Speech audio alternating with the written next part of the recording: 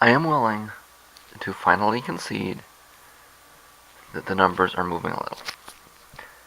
Now, I'm not sure Trump is moving much. I think Trump is probably just about flatlined.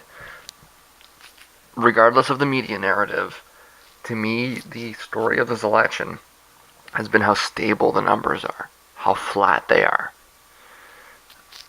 Somebody who's been talking like that for the whole way through is Monmouth, which is the university that's doing polling. I think Quinnipiac is a university as well. But I mean, regardless, like Monmouth is the academic source, and call me a nerd, I'll agree with you. But I'm gonna go more for the academic source and be very, very skeptical of any kind of, um, free market type source. I'm very skeptical of anything that involves markets, including polling. You know, markets make things worse always, and that's going to be the same thing with the polling as well. I'm going to trust the public sector polling before I trust the private sector polling. Always. And they've been saying the same thing, right? They've been saying that very little movement in the data, straight line. They're not really assigning much of anything, and they're arguing that this idea that these little things do these little things make a difference? They don't, right? The media wants a story, so they manipulate the polls. They make shit up.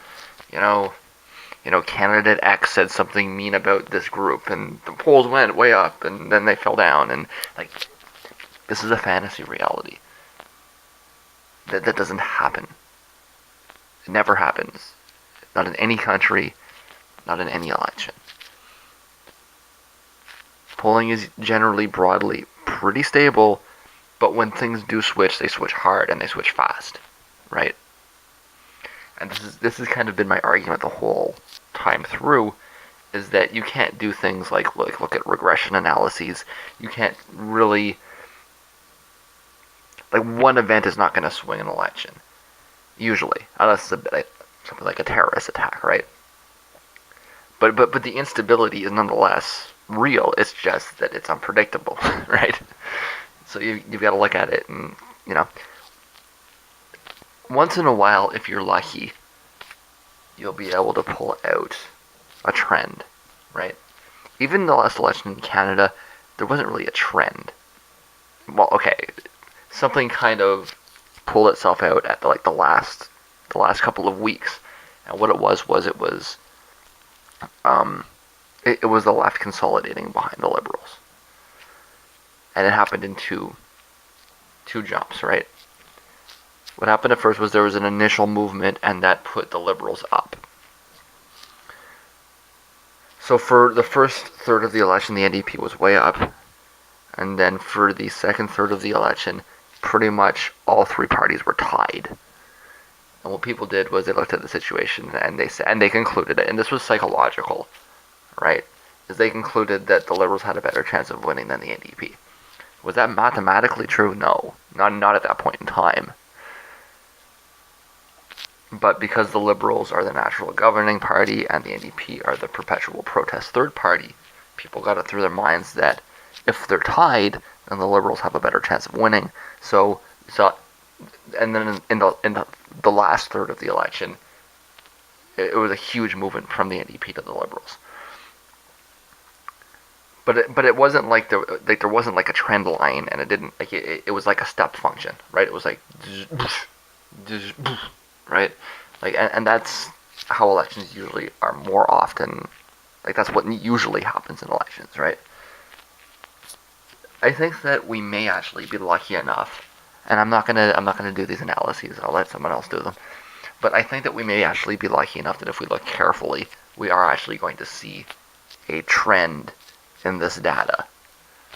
And you can do it with all your nice regression algorithms. You got the best algorithms. You can go ahead and throw them down, and I think that you will see a trend line come up with women, and specifically undecided women. And it's going to be the difference between, maybe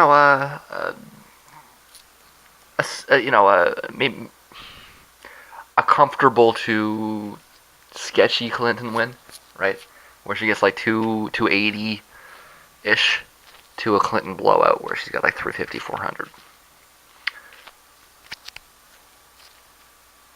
And I do think it's happening. But I mean, it's not going to be because of the tape that was released. It's not going to be because of the thing that he said about the beauty pageant lady. It's not going to be because of any of these things. It's going to be the culmination of them, right? And you're going to see that trend line. And it's not... you're not going to see Trump's numbers shift, right?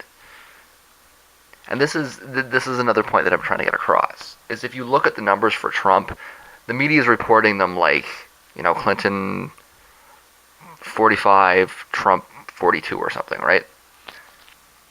In actuality, what the numbers are actually saying is something more along the lines of Clinton 43, Trump 35, undecided 15. And the assumption is that the undecideds distribute. What I'm suggesting is that what I'm seeing here just kind of, like I said, this is weak, right? But I think that if you look at, you are starting to see the gender gap open up with women, and you're starting to see the undecideds come down a little bit. The assumption is that Trump is polling at 35, and as the undecideds come down, his numbers will come up. I'm not sure that's a good assumption. What I think you may end up seeing in the end is that Trump is polling at 35, and his numbers will not come up as the undecideds come down. Or if those numbers come up, it'll be just a little bit, right? He'll come up from 35 to 38. But Clinton's numbers will come up a lot, from 45 to 55. Reason being that the undecideds are not distributing, but are moving disproportionately to Clinton. And specifically, it's the undecided women. But the undecideds in general. The reason being is that, we've been seeing massive stability, right? But the massive stability is partisan. Part of that massive stability is that we've got 10-15% undecided. That's a part of the stability in the election. Is that there's a sizable chunk of people that just don't want to pick one. While all of this nonsense might not affect anybody in anybody's base, it is probably going to affect the undecided people who are going to look at the situation and say, holy shit, this guy's... we can't,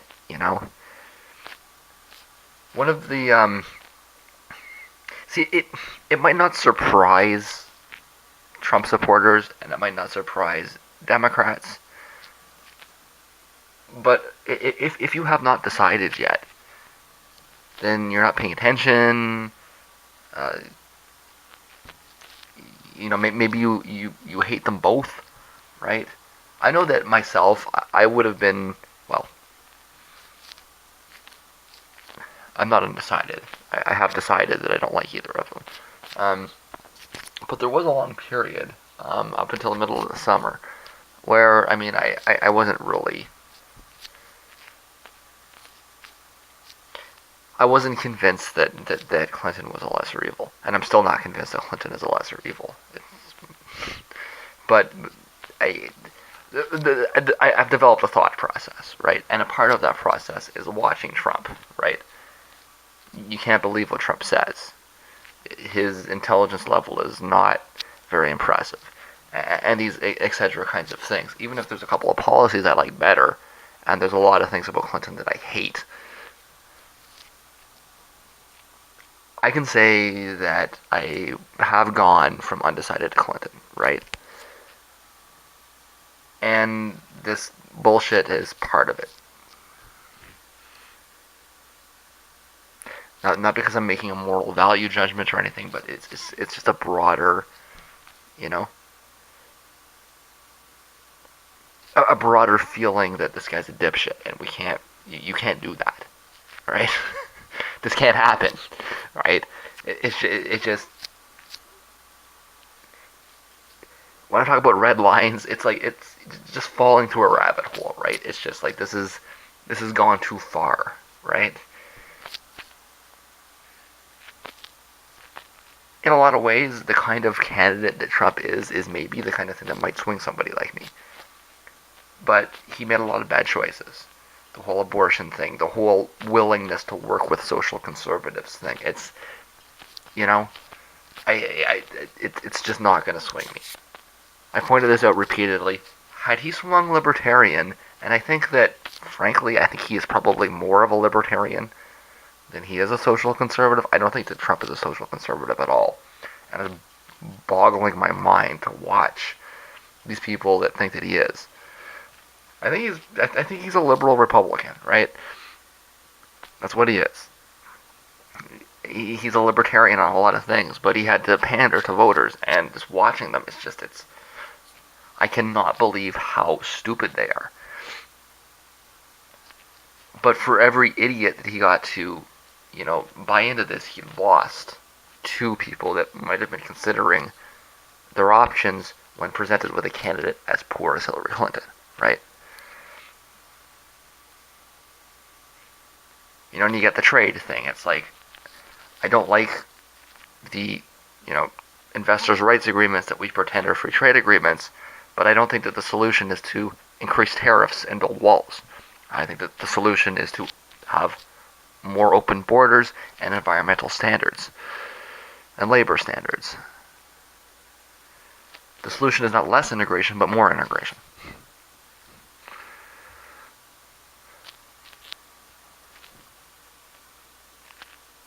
And etc. Right? I'm rambling.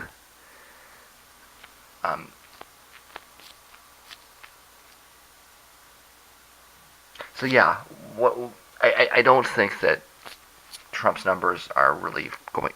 What's happening is not that people that were going to vote for Trump. I was talking about how I was undecided, and I changed. I know that a lot of people that say that they're undecided in a poll like that are just not going to vote at all. I understand that. They're not necessarily undecided so much as a lot of them are just disinterested. But even if you distribute half of it, if Trump's numbers aren't moving, then he's, if he's at 35 and none of them vote, he's still at 35, right? So, what I'm getting across is I'm not trying to argue that the numbers are moving because Trump supporters have seen the light and changed their mind and voting for Clinton. What I'm pointing out is that there's a big number of people that claim they haven't decided yet. And from what I've been able to see is that there seems to be a movement of those people towards towards Clinton. And that's going to skew the numbers. Or to phrase that properly, what that's going to mean is that the numbers that you're seeing are skewed. And it means that they're skewed in favor of Trump. So the long-term trend being that he's going to stay flat as the undecideds decide. He will stay flat, and she will increase.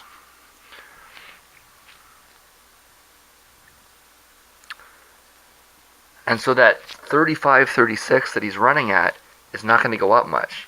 A point or two. 35 will go up to 38. But her 43 is going to go up to like 50 something. That's what I'm seeing out of the data. Now, I would like to see something specific. Again, if we go back to the Canadian election, I had very specific data. They asked undecided voters who they would be most likely to vote for, and the Conservatives were just dead. Undecided meant I haven't decided between the Liberals or the NDP. That's what undecided means. What I'm getting the impression of in the American election, and I wish I had more specific data, but what I'm getting the impression of is that undecided, broadly speaking, means I haven't decided if I'm going to vote for Clinton or I'm not going to vote at all. That's what I'm getting at here. And what it means is that instead of having this, she's up by 6-7 points, 49-42, it might end up looking something more like 54-38.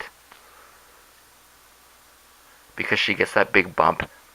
And See, that makes it look like I'm taking numbers from Trump and giving them to Clinton, but that's not what I'm doing. What I'm doing is I'm saying that the undecideds are not going to distribute evenly, so less undecideds will go to Trump, so that 35 will not become 42, but will only become 38. And the rest will go to Clinton. Which may even just be because less people vote. Like I say, I'd love to see somebody do a poll and ask that question. Specifically, only poll the undecideds. And try to figure out what they're thinking. Ask them who they would be more likely to vote for.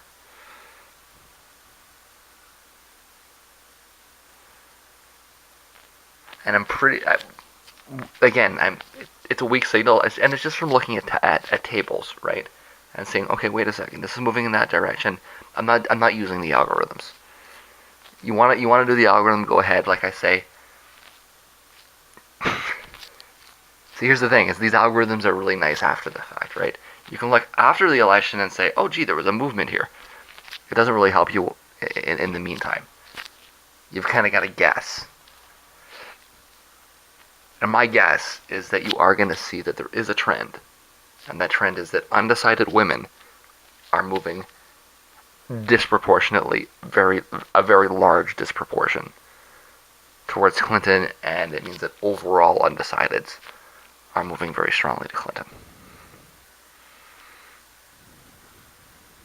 And if that's true, then the numbers that you're seeing are understating support for Clinton and exaggerating support for Trump. Which is the exact opposite of what you're thinking, right? It's weak, it could pass. I have a feeling it won't, but it is just a feeling.